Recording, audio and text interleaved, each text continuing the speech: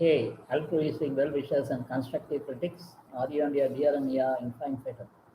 It is social activist, good-hearted preacher, Professor S. Suresh, back with sheer ecstasy for my 109th video on anvil of publication on YouTube today, 13th November 2020, Friday.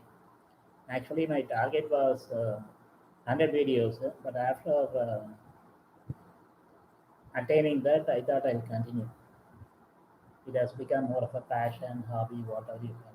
Okay, the topic for today is men are from Mars, women are from Venus. Martians are considered to be intelligent, whereas species from Venus are supposed to be attractive.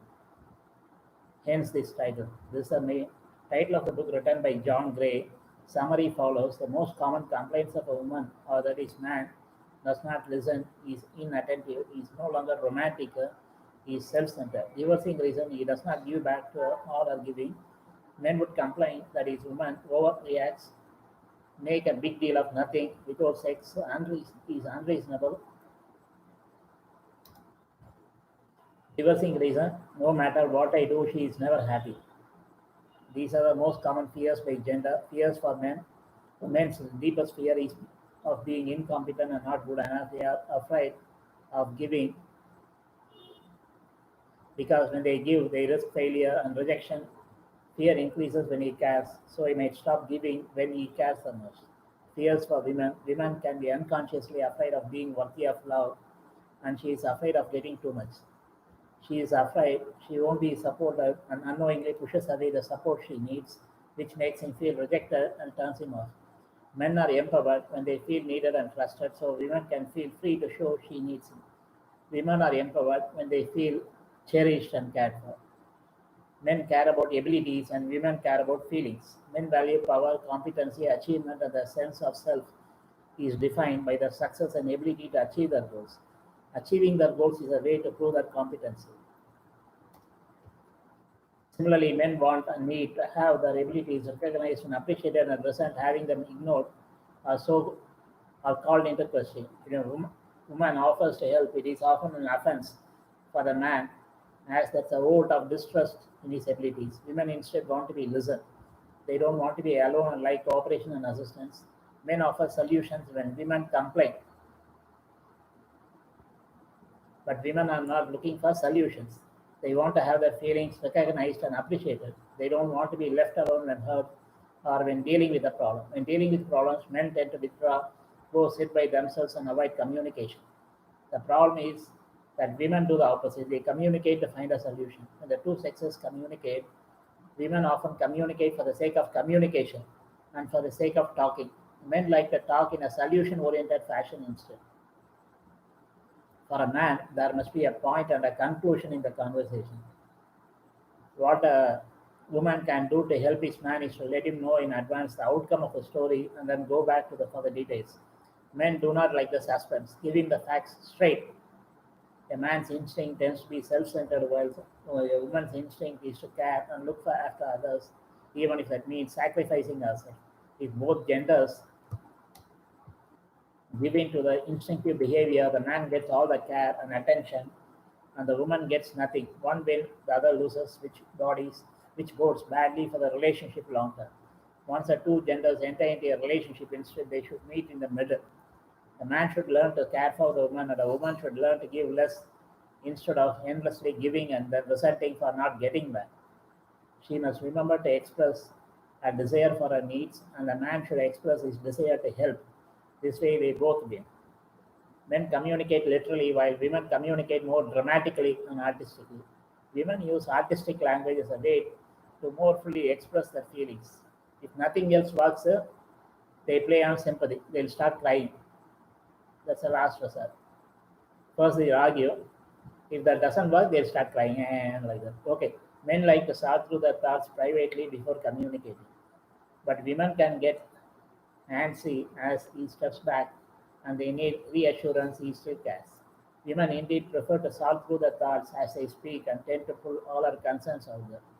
Men can feel under assault when she does that because it's a threat to who he is. He needs to know she still values him. When facing challenging situations, the man likes his woman to tell him he got this, as that's a tacit compliment of his skills.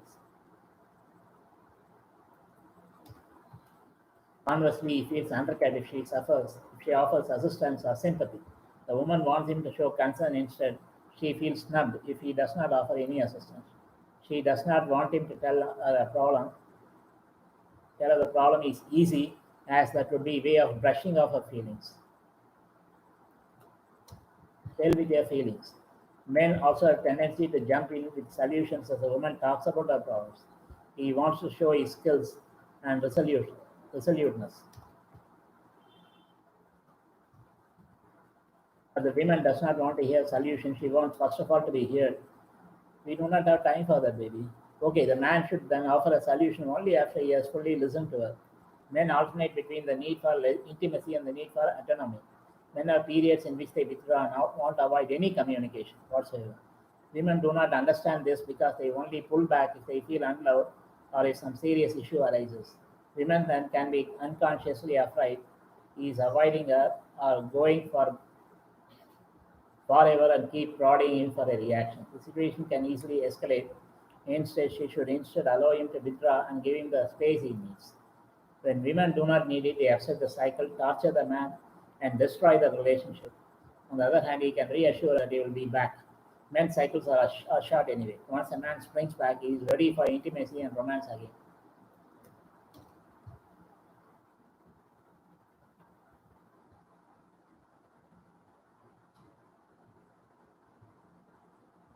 But she may be hurt and need a time to rebuild back up. That can be another cause of friction. When both partners can be supportive and understanding the low periods, they will find their partner also finds it easier to do the same. Let him pull away and he will come back quicker. Women have slower up and down cycles. Women have slower cycles instead. They periodically enter into depression and then can become negative. Sometimes they act like psychos. When a woman is at a negative point of a cycle, she cannot give love. She may then revisit old issues, even if they have already been discussed and resolved. They will demand to men that they pay attention and provide support. Some men are stumped because sometimes by the time it takes for the women to get back to the usual loving ways, but they must avoid trying to rush her to criticize her because it's a natural female behavior. With this support, she will grow to trust the relationship more and she'll go through waves in a milder, more loving way. If a woman's needs be heard and supported overlap with a man's need to be on his own, she should turn to her girlfriends. Men and women have different emotional needs, and providing our partner with our emotional needs will not necessarily fulfill our partner. Men look for trust, acceptance, appreciation, admiration, approval, and encouragement. Women look for caring, understanding, respect, devotion, validation, and reassurance. Top three mistakes women make in relation to men's needs: tries to improve him or his behavior with unsolicited advice, complain about what he hasn't done and does not appreciate what he has done, corrects him and his behaviors if he was a child. Top three mistakes men make in relation to women's needs: minimize the importance of her feelings and needs. He listens, but then blames her for bringing him down. After listening, he says nothing and spreads. There's a knight in shiny armor in every man and a girl looking for a knight in shiny armor in every woman, and they can find each other. Arguments often balloon out of men's failure to pay sufficient attention and women's expressions of disapproval. Disapproval will get the men angry and defensive. When arguments arise, verbal attacks can be destructive for the relationship. Men usually try the hardest as they want to win the argument using the strong and aggressive words. The women backs down to avoid any escalation, and the man feel he has won. But she hasn't changed her opinion as the following piece is phony. Yeah, females are phony as the underlying issues have not been fixed. To avoid that communication degenerates into fights, men should strive to listen without raising the defensive walls, and women should communicate without criticizing their partners. Women often unknowingly start arguments by not being direct and sharing feelings. A man feels attacked because that's disapproval to him. When a woman expresses frustration or disappointment, The man gives explanations without allowing her to vent. What she feels, though, is that he does not care about her feelings. For her to hear his reasons, she needs him to hear her reasons first. Women give unconditionally and proactively. Love for women means anticipating someone's needs and they do not stop giving. Men only give when they feel that their efforts will be appreciated and often are not good at guessing when it's time to give unless they are specifically asked. They tend to stop giving when they feel they have done their part. When it comes to giving, men value results while women appreciate more the thoughts that come with it. So women appreciate lots of little gifts while men tend to value the big gifts more. When men and women fail to understand these dynamics, the relationship can easily suffer. When the woman does not appreciate the man giving, he may stop giving altogether while she continues to give unconditionally, expecting to eventually get something back. However, as she gets nothing back, she starts feeling unloved and grows resentful.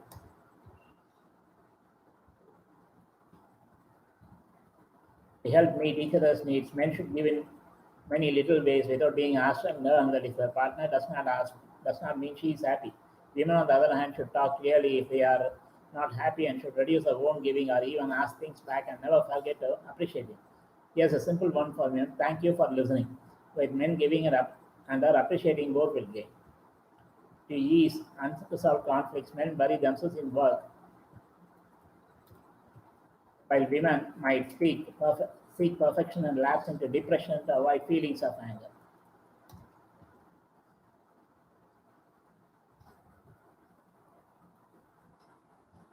Before even tackling effective communication, we must first unlearn the repress our feelings and avoid negative communication. Writing is a great way of expressing negative feelings in a controlled manner instead of exploding with our partners. Both positive and negative feelings,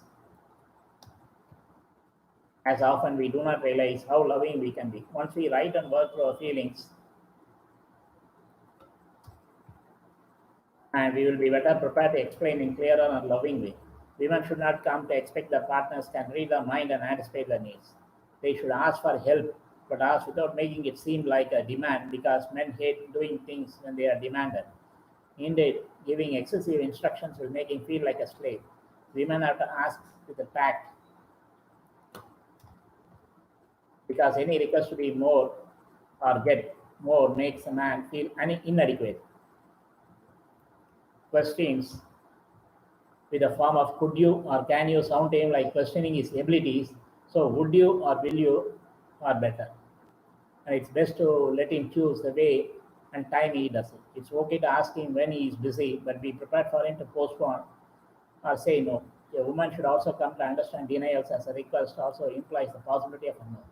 The more we feel in love and safe, the more turbulences of the past can surface as our minds let go. Wait through them. They are only a sign that a relationship is great. Love changes over time. Dynamic. The bliss of the beginning does not last forever, and our normal faults emerge for what they are.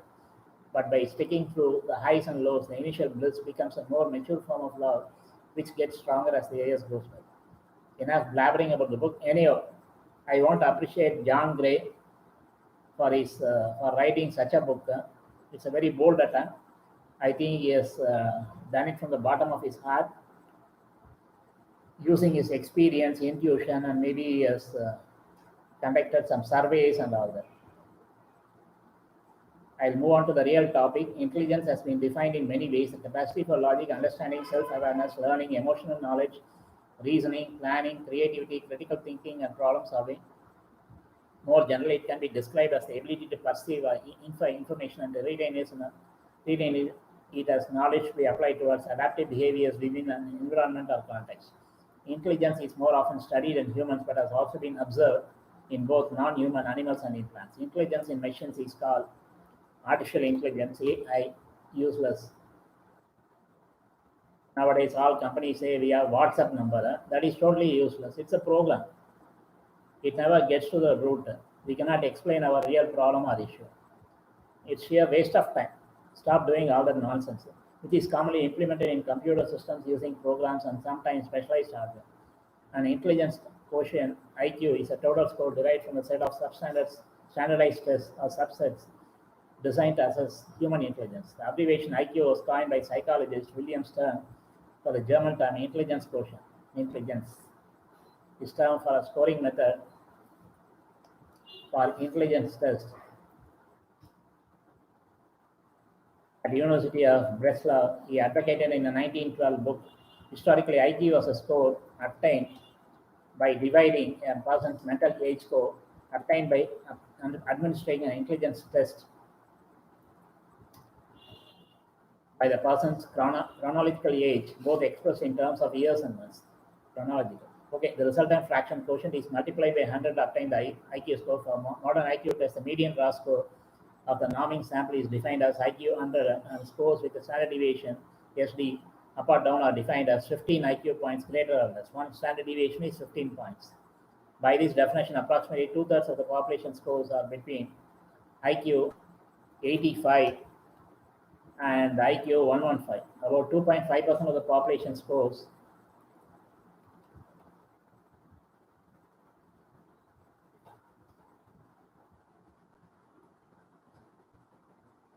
above 130 and 2.5% below 70. Albert Einstein is a world's greatest scientist. His IQ, they used to say it's around 150 something. Scores from intelligence tests are estimates of intelligence. Unlike, for example, distance and mass, a concrete measure of intelligence cannot be achieved given the abstract nature of the concept of intelligence. IQ scores have been shown to be associated with such factors as morbidity and mortality, parental social status, and to a substantial degree biological parental IQ. While the heritability of IQ has been investigated for nearly a century, there is still debate about the significance of heritability estimates and the mechanisms of inheritance. IQ scores are used for educational placement, assessment of intellectual disability, and evaluating job applicants. In research contexts, they have been studied as predictors of job performance and income.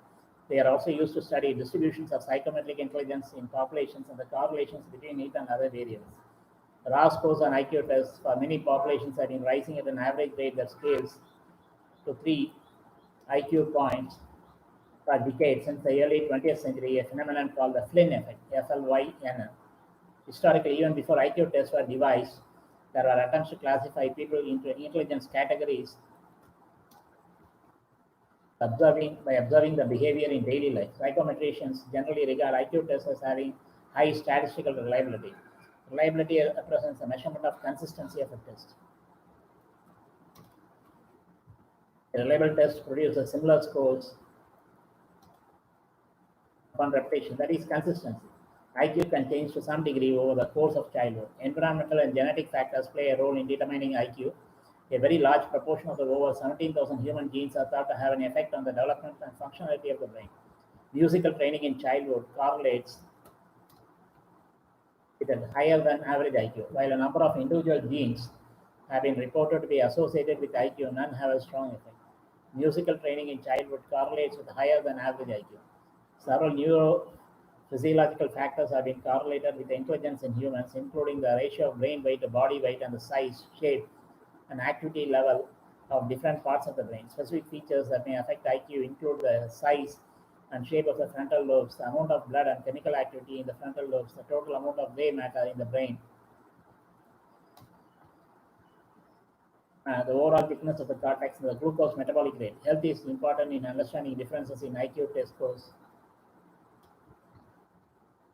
and other measures of cognitive ability.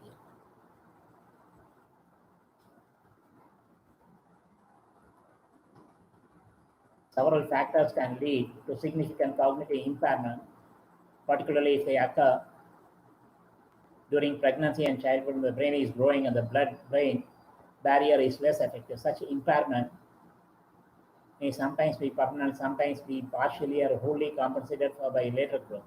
Correlation between IQ scores and grades is about 0.5.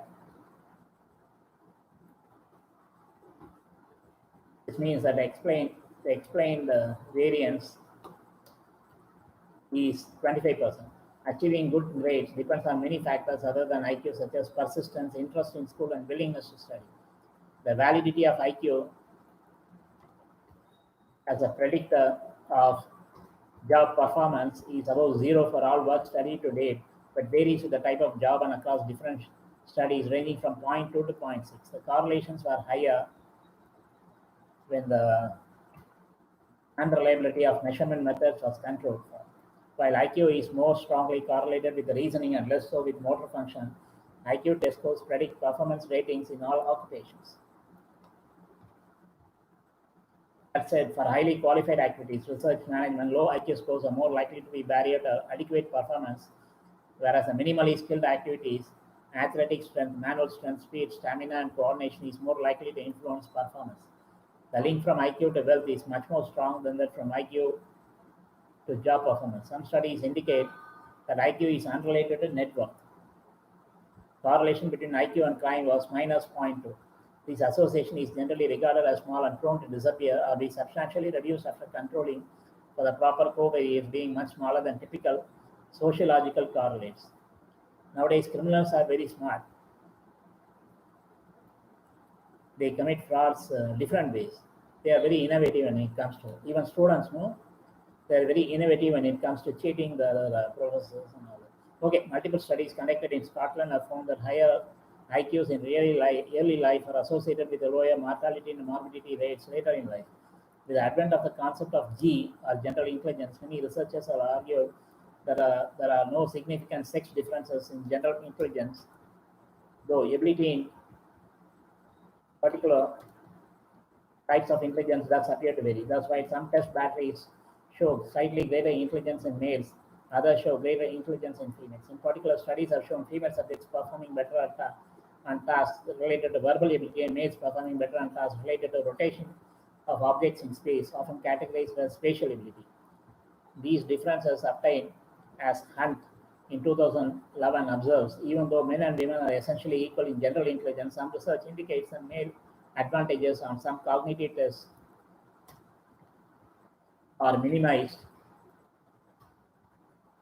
when controlling for socio-economic factors. Other researchers concluded that there is slightly larger variability in male scores in certain areas compared to female scores, which results in slightly more males than females in the top and bottom of the IQ distribution. The existence of differences between male and female performance are math-related tests, and a meta-analysis focusing on gender differences in male and female performance on math-related tests is contested, and a meta-analysis focusing on gender differences in math performance found found nearly identical performance for girls and boys. Currently, most IQ tests, including more popular batteries such as the WAIS and WISC, are constructed so that there are no overall score differences between males and females. Men are higher IQ than women because they have bigger brains, according to a new research. Scientists scanned the brains of almost 900 people to measure the brain volumes before they underwent a battery of intelligence tests. They found that men typically had an IQ of 4 points higher than women, and the brain volumes were larger than those of the fairer sex. Men had an average brain volume of 1.2 liters compared with 1 liter for women. Surface area of the male cerebral cortex was 1,850 square centimeter compared with 1,630 square centimeter for women. For both sexes, those with the bigger brains had slightly higher IQ scores. Clear anatomical differences have been found between the sexes, and women have a thicker cerebral cortex, an area associated with language and memory. Yeah, they are good in memorizing. That's what my boys used to say, students. Men have long been held to be better at visual spatial tasks such as parking or reading maps, while women are often seen as better with language and acquire fine motor skills at a younger age than men. Girls have been shown to have greater empathy at a younger age and be better at reading. Intellectual disability (ID), also known as general learning disability and mental retardation (MR), is a generalized neurodevelopment disorder that characterized by significantly impaired intellectual and adaptive function. It is defined by an IQ under 70, that is 2 standard deviations below the norm. In addition to deficits in 2 or more adaptive behaviors that affect everyday general living. Once focused almost entirely on cognition, the definition of includes both a component relating to mental functioning and one relating to an individual's functional skills in the daily environment. As a result of this focus on the person's abilities in practice, a person with an unusually low IQ may still not be considered to have intellectual disability. Intellectual disability is subdivided into syndromic intellectual disability in which intellectual deficits associated with other medical and behavioral signs and symptoms are present.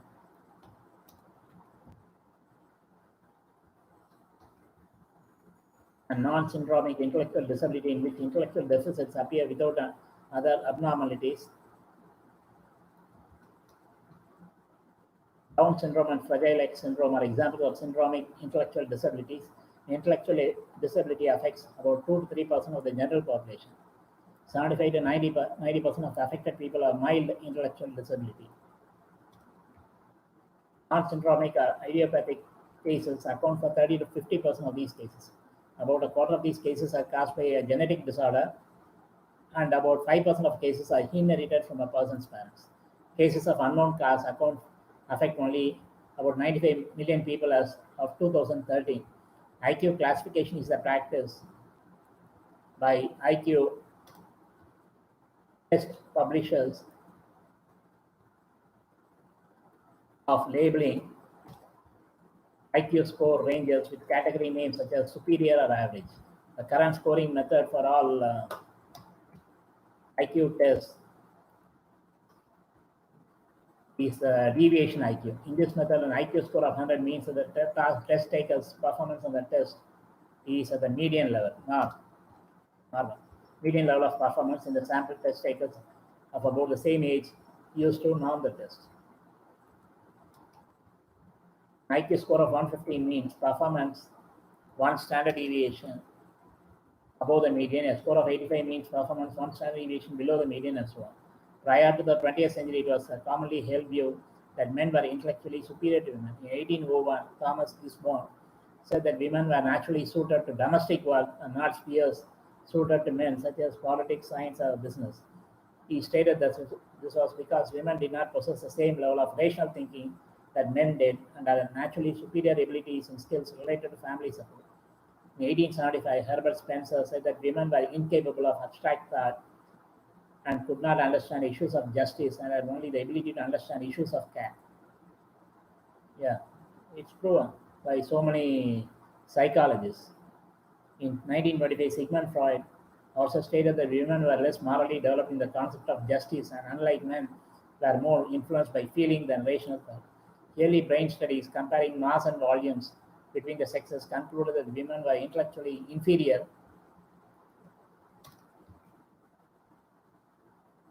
because they have smaller and lighter brains. Many believe that the size of difference caused by women to be excitable, emotional, sensitive, and therefore not suited for political participation. Male and female mean IQs are about equal below the age of 15, but males have a higher mean IQ from age 15 on. The effect of sex differences in IQ is largest at the mid-high extreme of intelligence. Since many of the more prestigious roles in society are associated with the high IQ, the lack of female representation in these roles may be partially due to fewer females being competitive at the highest levels. This does not mean that females should not be given equal opportunity to demonstrate their abilities, as this would create a worsened artificial glass ceiling. Men are not only smarter after puberty kicks in, but the gap widens further up the IQ scale you go. The higher someone's IQ, the more likely they are to be a man. Although there is a relative parity between men and women around the average IQ of 100, at IQs of 130 to 150, the male to female ratio is already 2.5 to 1. Most of the world's greatest scientists are males. You can check the facts. History. It is a fact that men are much smarter than women, attributed to their IQ higher than women by 4 points on the average. When I commenced this presentation, I did say that women are considered to be from Venus and are attractive, but that attraction is artificial and not natural. Nowadays, men also look attractive since they go to the same beauty parlors and use all kinds of cosmetics like women. Such males are called metrosexuals, as you know. So no difference whatsoever in appearance-induced attraction too. One can fake appearance, even love and affection, but it is practically impossible to fake intelligence. I wind up with another fact that I'm not a male chauvinist. Debates, discussion on open-ended topics like this can go on forever. I have a lot of female relatives. I don't like to go into the details. Debates, discussion, yeah, done. Debates, discussion on open-ended topics like this can go on forever. Anyhow, let me pull the plug here. We'll meet again real soon with another interesting topic. Some of the statements used expressed are solely mine based on limited knowledge gained over 6 decades of versatile experience.